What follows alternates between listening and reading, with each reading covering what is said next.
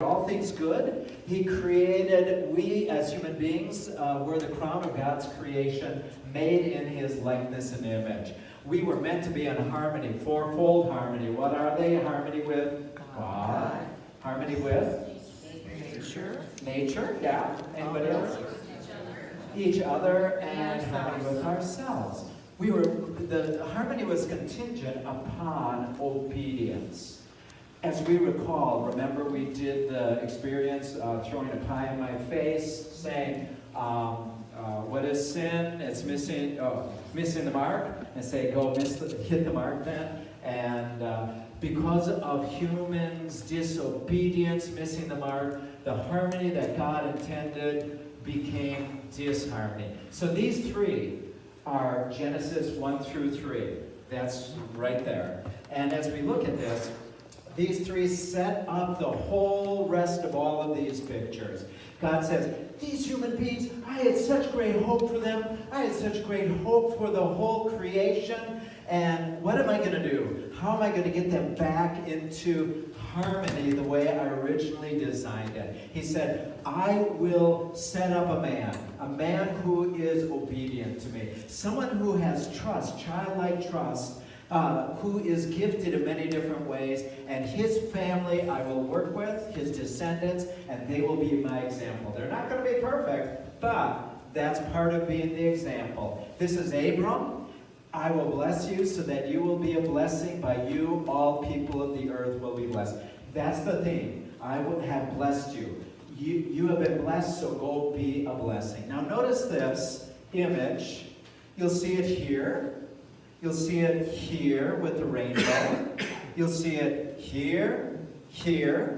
Oh, we'll see it maybe not there, but maybe that's it. That's the point, though. The point is, I will bless you. And these are all the blessing opportunities.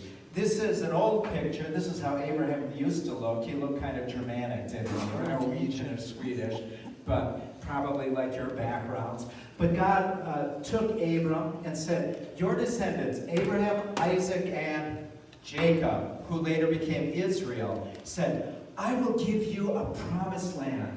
It's so cool because for over 2,000 years almost, the promised land was taken away from the Jewish nation. Just in 1940, this promised land was returned to them. It's Israel today, the Israelis. So I will give you all kinds of people. There will be some separation concepts, but you will be my people, and through you, awesome things will happen. There are some things which unify us with one another.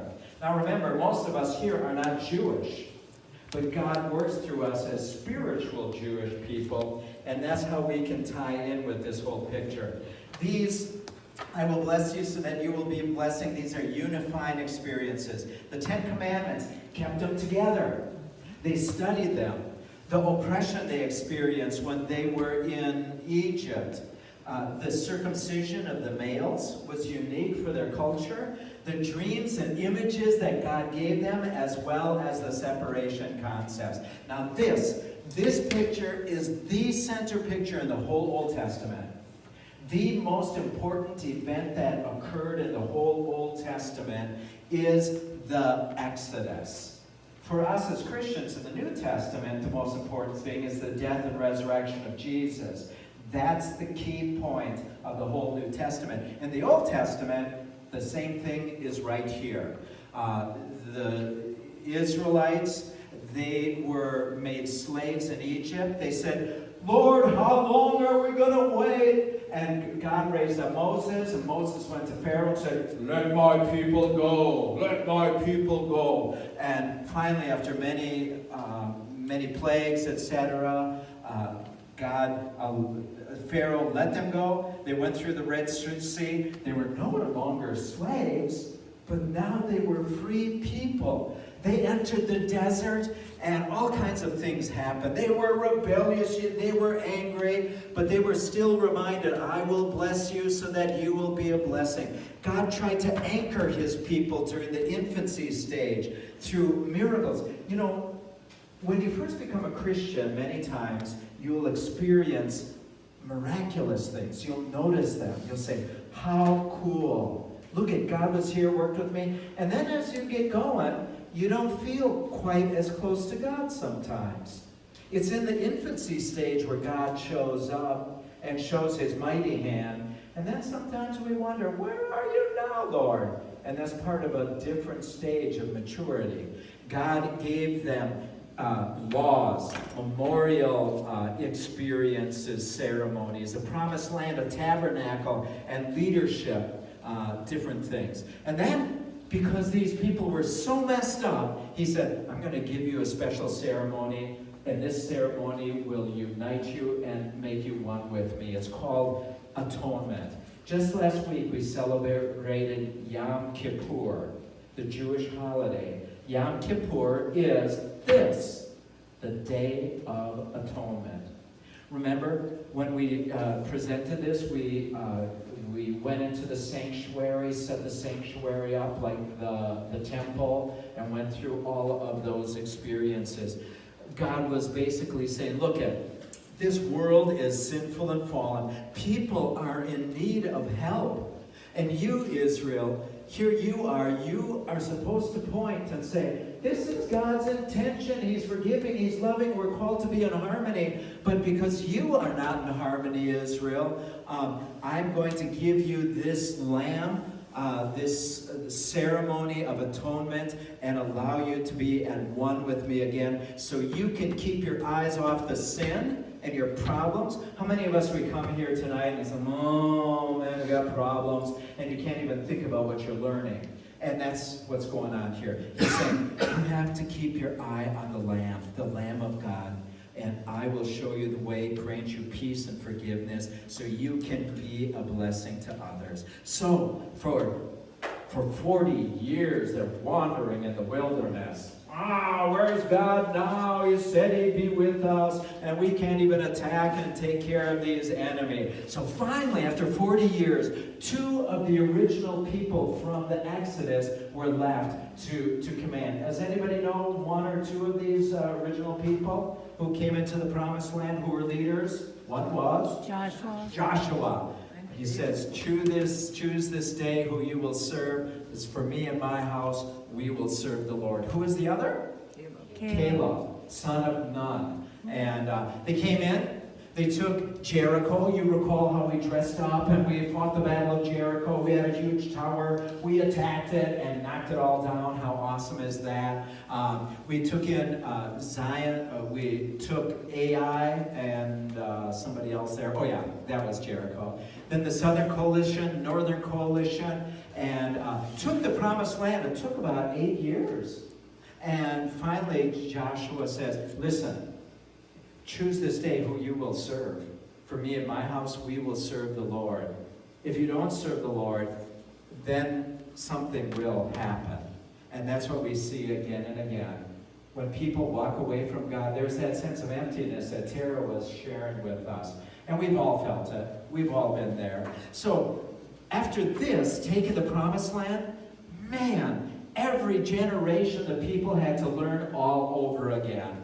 They would follow the Lord, walk with the Lord, and then they would go their own ways. I don't need God. Do you need God? Nah. That church, who needs to go to church? They always want stuff, etc. So they would wander away, and God would raise up one of the local enemies, and people would say A, B, C, D. They'd commit apostasy. They'd be battered. Then A, B, C. Right. People would cry out, help! What do we do? We don't deserve this. And God would raise up a judge who would deliver them. Othniel, Ehud, Deborah, Gideon, Jephthah, and Samson. Yes. Finally, the Philistines, the mighty Philistines, they had iron chariots. They would come and you would go up with a stick like this to get them, and they would smash it in half. They were mean and nasty. They had chariots, and they captured the Ark of the Covenant. The people said, if we had a king like everybody else, we would be victorious instead of these stupid judges. And eventually, against God's will, God gave them kings. This was the United Kingdom. Right here is the high point of the kingship and of Israel's history with King David. So 1,000 years before Jesus, right here was King David. So this right here, the Exodus, and this right here, King David, those are your two high points in the Old Testament that you'll want to be aware of. Saul, David, Solomon were the three major unifying kings, and they unified all of the 12 tribes of Israel. After Solomon died, he imposed taxes that were so high that finally when he was dead, instead of having a unified kingdom, people went their own way, and the kingdom split into 10 northern tribes, the 2 southern tribes. This is called Israel, this is called Judah, and everything went bad from then on. During this time, we have Elisha and Elijah, all these prophets, Hosea, Isaiah, Jeremiah, Isaiah, Micah. The prophets are saying, you guys, look at it. And here we go. Here's that image again, right down here. I will bless you to be a blessing. But they're not looking at that. All they care about is being blessed by God. We do that. You know, hey, I come to church. What have you done for me lately, Lord? I'm supposed to be a blessing to others. I'm supposed to wander around and go and share my faith with other people and point to Jesus. That's too much. I'm scared of that. It's just not right. And then the church asks for money, and the church expects me to come and worship. What's with all that? Forget that. That's all of this. That's what the prophet is saying. You have forgotten. I will bless you so that you can be a blessing to other people, and all you want is stuff for yourself, your own blessings. There is more to it. Some of the prophets, in the midst of the destruction and all, will offer hope. But finally, God has had enough. He said, enough. I bet you've been there, where you come to a point where God said in your life, it's time for you to experience this.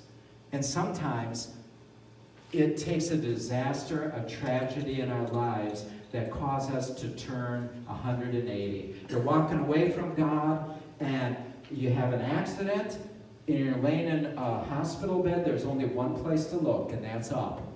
And you make a 180-degree turn back to God instead of away from God. And that's what will ultimately happen during this season of Scripture. It's called the Exodus. This is the time that most of you don't know about in the Bible. We have not studied this well, and we miss out because of it. God took the southern kingdom.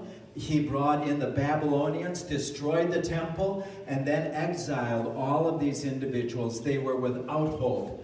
Except for Jeremiah and Ezekiel, God brought these individuals, these prophets, to give them hope. There's a little baby here reminding them, hey, there is going to be hope. This is not the end. When you've gone through a dark time in your life, remember, it's not the end. There is more. The prophets would bring hope to the people, and for 70 years, these people would be in Babylon under exile. We're going to be looking later tonight about the return to Israel, the return to the promised land, and how they built the walls, how they renewed the law, and how God used Cyrus to bring that all about. And then next week we're going to be looking at Job. I know I gave you that assignment before, but touch up on Job.